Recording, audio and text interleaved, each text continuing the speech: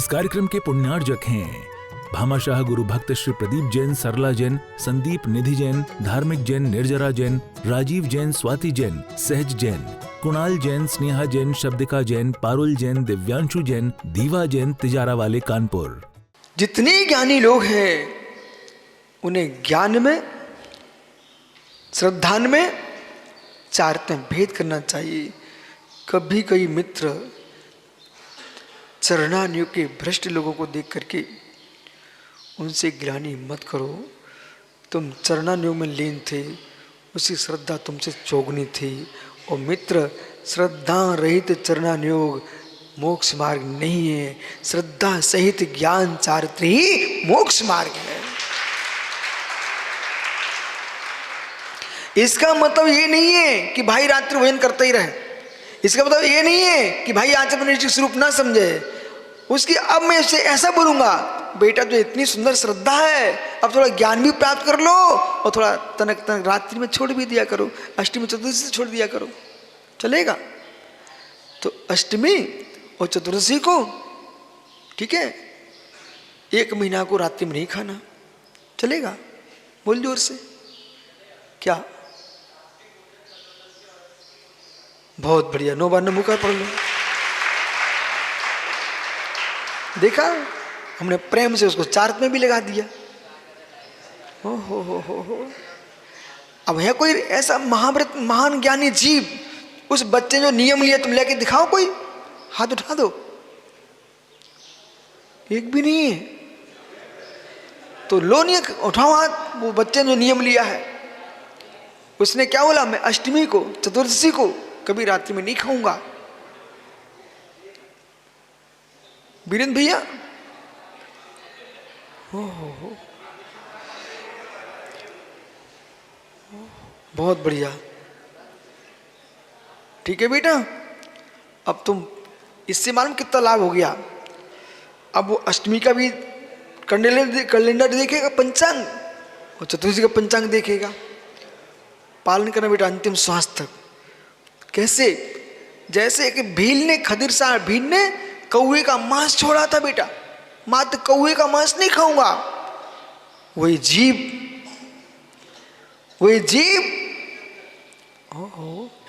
राजा श्रीडिक हो गया, और दूसरे भील ने छोड़ा था, वो महावीर बन गया।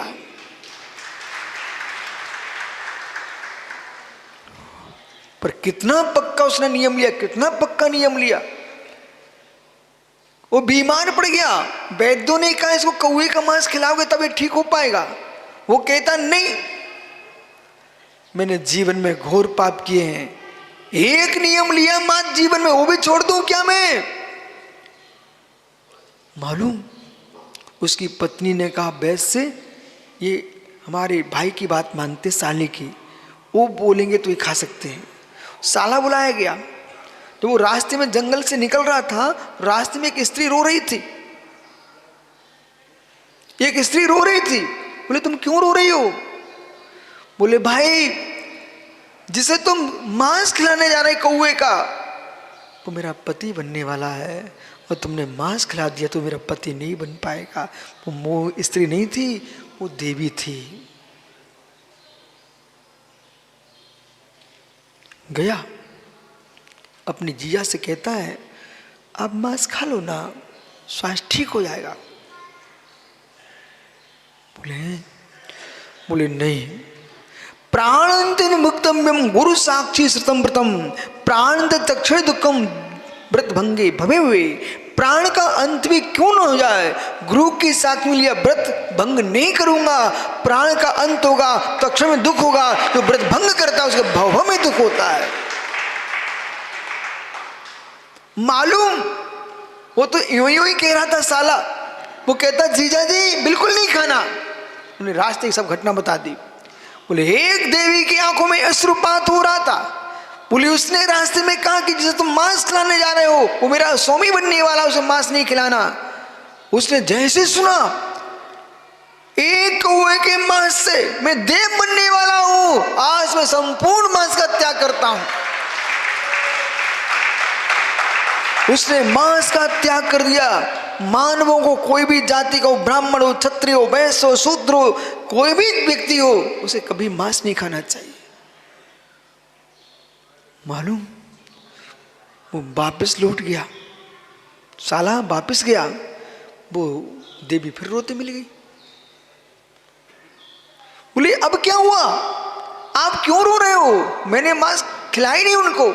बोले आपने तो ठीक किया, लेकिन उन्होंने तो पूरे मांस का त्याग कर दिया, सुबह ऊपर जाति के देव बन गए, हम फिर भी रोते मिले।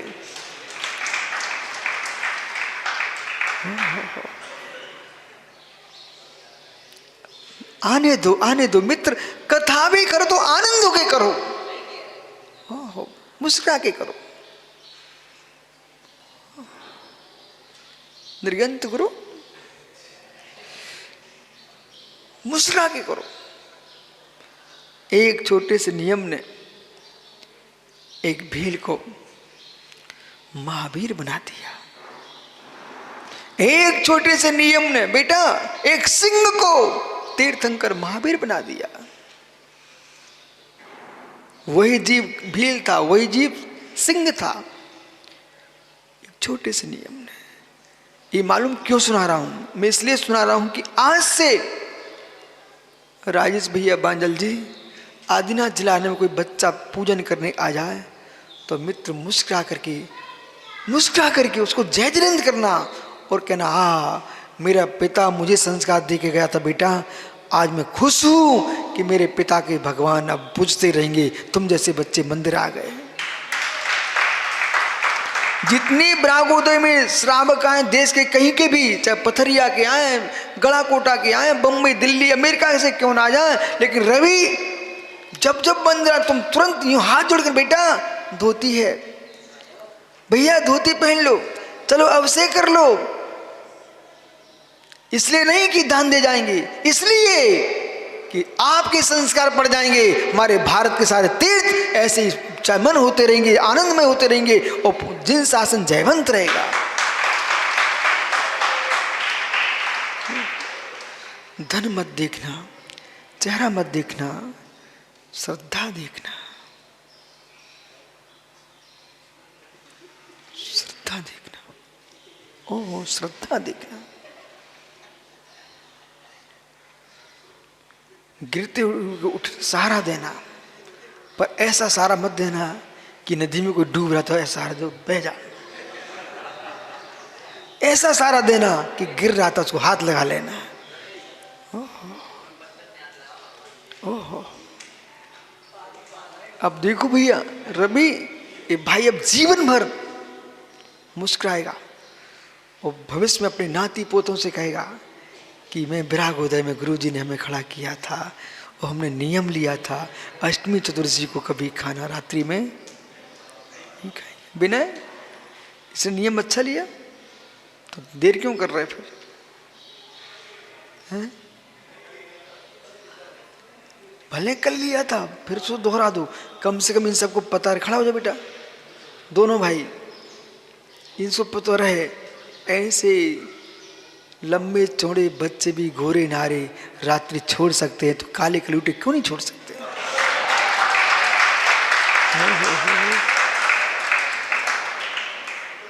कल्लो कारुसर अष्टमी चतुर्दशी को रात्रि में नहीं खाएंगे। मित्र, भगवान नेमिनाथ की बारात क्यों ना निकल रही हो तब भी खाने नहीं जाना। समझ गए सब लोग? बालक, अष्टमी को तेरी शादी क्यों ना हो, अब तुम्हें ध्यान रखना पड़े। कुंवर कलेवा वहां बैठ के कहना, मित्र बोले शादी ये संसार के सुख के लिए है, त्याग आत्मा के सुख के लिए है, मैं त्याग नहीं छोड़ सकता हूं। वहां पर तुम्हारे पिताजी भी क्यों ना आ जाए, बेटा आज तो शादी है, तुम प्रायश्चित ले लेना।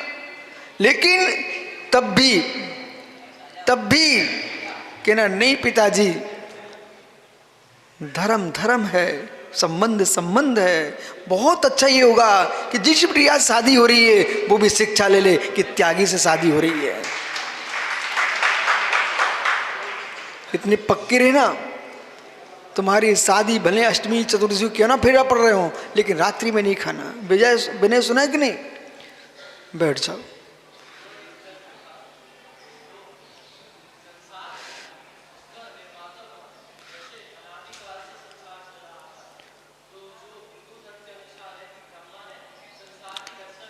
बेटा मैं वही समझा रहा हूं।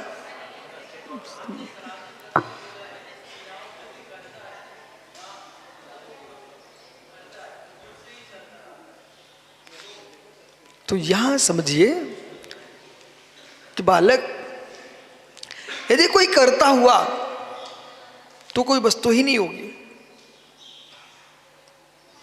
तुम पढ़े लिखे बच्चा हो और टीचर के बालक हो। अब बेटा बुद्धि सुनिए, श्रद्धाओं को हटा के सुनिए। जिस वस्तु का कोई निर्माता होता है, पर्याय के पणमन में पर्याय वस्तु की उत्पत्ति में सहकारी हो सकते हैं। पर्याय वस्तु के सहकारी हो सकते हैं, दिमाग से सुनना, पर्याय वस्तु की उत्पत्ति में सहकारी हो सकते हैं, पर वस्तु के उपादान में कोई कर्ता नहीं होता। जैसे कि एक क्या है, पेंसिल। ये दो वस्तुएं हैं। पर्याय वस्तु में पेंसिल है और द्रव वस्तु में पुद्गल द्रव्य है। बराबर? बहुत बढ़िया, तुमको जल्दी समझ में आ रहा है। पर्याय वस्तु में पेंसिल है, ठीक है ना? ये टूट करके दूसरी वस्तु बन सकती है। बराबर? ये टूट करके पेंसिल से खिलौना भी बन सकता है, टुकड़े भी हो सकते हैं, सब कुछ हो सकता है, लेकिन टूट करके अनेक रूप ले सकती है। परंतु जिससे उत्पन्न हो रही है, जिससे जो नष्ट हो रही है, वो क्या है? क्या बोले? पुद्गल। क्या है? इस पुद्गल को किसने बनाया? तुम पेन बना सकते हो, पेंसिल बना सकते हो, मटका बना सकते हो। मटका बना सकता कुंभकार, मटका कुंभकार बना सकता है, पर मिट्टी कुंभकार कब बनाता है? जितने पर्याय धर्म है, स्वर्णकार आभूषण बना लेता है, लोहार लोहे की सामग्री बना लेता है, कुम्हार मिट्टी के बर्तन बना लेता है, तमेरा तांबे के बर्तन बना लेता है, ओह चितेरा चित्र बना लेता है। और बेटा तुम्हारे पिता ने तुमको जन्म दे दिया है, ऐसा व्यवहार कहेगा। लेकिन पिताजी से पूछो, पिताजी मेरी आत्मा को जन्म आपने कब दिया? पूछो बेटा, आत्मा को जन्म दिया? नहीं दे सकते। बताओ, तुम ही तो बोल रहे हो। यदि संसार की उत्पत्ति का कोई कर्ता आ गया तो संसार था ही नहीं। जो वस्तु होती नहीं है उसमें पड़मन नहीं होता है, जो होती है उसी में पड़मन होता है। धुरंधर लोग भारत में भी ज्ञानी हो गए, सब समझते हैं, पर इतनी सी बांस में भी नहीं आ रही। ओह मिथ्यात्व की महिमा देखो, इतनी सी बांस में भी नहीं आ रही, इतनी सी बांस में भी नहीं आ रही, इतनी बांस में भी नहीं आ रही है कि पर्याय वस्तु के निमित्त कर्ता हो सकते हो, द्रव वस्तु का कर्ता कोई भी नहीं होता है। मिट्टी क्या है? पर्याय वस्तु की द्रव वस्तु। एक दृष्टि से देखो तो द्रव वस्तु, वैसे वो भी पर्याय वस्तु है। मिट्टी द्रव्य, उस मिट्टी को उत्पन्न किसने किया?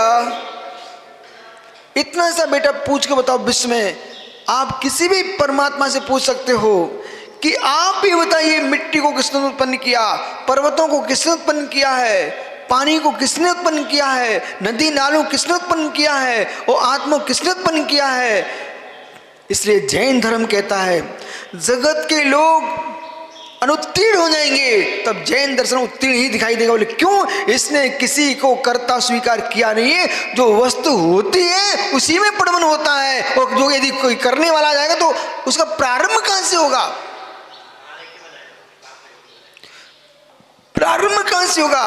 और जब जो करता उसको भी तो कोई करने वाला होगा। वो कहां था जब कुछ था ही नहीं लोक में? मित्र, फिर कहां पर बैठ के, कहां पर खड़े होकर सृष्टि की रचना हुई? कहां से पत्थर आया, कहां से बालू आया, कहां से चेतन लोक आए हैं। इसलिए ध्रुव सत्य है इस पृथ्वी का, इस लोक का, त्रिलोक का, 6 ध्रुवियों का। न कोई हरता, न कोई करता, न कोई रक्षक, अपने आप में सही स्वभाव से जो है सो है। वस्तु व्यवस्था त्रिकालिक है, वस्तु व्यवस्था त्रिकालिक है। समझ में आ गया? वस्तु व्यवस्था त्रिकालिक है। आप राग देश करके द्रव भाव कर्म नो कर्म का बंद कर सकते हो, लेकिन ये मित्र आप अपनी आत्मा के भी कर्ता नहीं हो। अपने सुख दुख के कर्ता हो सकते हो, राग देश भाव के कर्ता हो सकते हो, उसके भुगता हो सकते हो, लेकिन अपनी आत्मा का भी जीव करता नहीं है। चाहे तीर्थंकर, ऋषभ देव हो, महावीर स्वामी, ब्रह्मा हो, विष्णु, महेश्वर जी हो, कोई भी होगा, वे स्वयं के ही कर्ता नहीं है। जगत के कर्ता कैसे हो सकते हैं? जीव अनादि अनंत है, जीव अनादि अनंत है। धर्म द्रव्य अनादि अनंत है, अधर्म द्रव्य अनादि अनंत है, आकाश अनादि अनंत है, काल अनादि अनंत है, पुद्गल अनंत है। कैसे है? नित्य अवस्थान, नित्य है, अवस्थित है, अरूपीय में अरूपी है, रूपी में रूपी है। तत्वास उत्पन्न चाहिए बेटा। 5वां अध्याय। जितने छात्र विश्व में जैन अजैन का भेद ना करें, तत्व को समझें और तत्व को समझ करके ये सीखें कि नित्य अवस्थान, वस्तु नित्य है, अवस्थित है। भैया भैया जितने जीव हैं, जितने गुण स्थान में, उनकी सीमा नियत है। जब तुम्हारी दीदी राखी बांधती है तब तुम उनके पास होते हो। अभी तुम इस सभा में खड़े हो, अभी तुम्हारे पास दीदी नहीं है, तुम दीदी के पास नहीं हो। सत्य है। जब घर में होते तो घर भरा दिखता है, यहाँ हो तो सभा भरी दिख रही है। आप कितने हो? आप कितने हो? इस कार्यक्रम के पुण्यार्जक थे भामाशाह गुरु भक्त श्री प्रदीप जैन, सरला जैन, संदीप निधि जैन, धार्मिक जैन, निर्जरा जैन, राजीव जैन, स्वाति जैन, सहज जैन, कुणाल जैन, स्नेहा जैन, शब्दिका जैन, पारुल जैन, दिव्यांशु जैन, दीवा जैन, तिजारा वाले कानपुर।